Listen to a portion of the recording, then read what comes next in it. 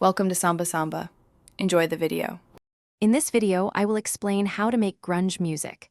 We'll explore the foundational elements that define this iconic genre. You'll learn about the essential instrumentation, focusing on heavily distorted guitars and powerful rhythm sections.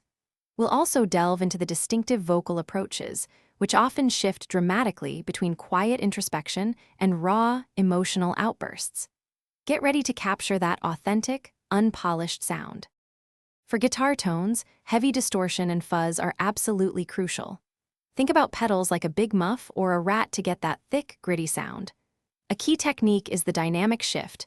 Go from a clean, almost jangly sound to a massive, distorted wall of noise. Many grunge bands tune down a half step or even a full step, adding to the heaviness. Don't shy away from controlled feedback. It's part of the raw aesthetic.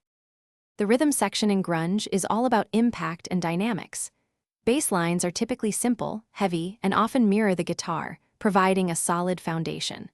A slightly overdriven bass tone adds to the grit. For drums, think powerful, often straightforward beats with a strong, thudding kick and a cracking snare. Drummers frequently shift from quiet, almost hesitant patterns to explosive, full-kit assaults, driving the song's emotional arc. Vocals in grunge are incredibly expressive, often moving from a soft, almost whispered melody to a full-throated, raw scream within the same song. Lyrically, themes of angst, social commentary, and personal struggle are common.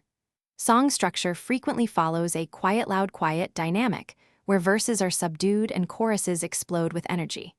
Don't be afraid to include unexpected breaks or tempo changes. It adds to the genre's unpredictable, raw feel. Thanks for watching. Consider subscribing if we helped you.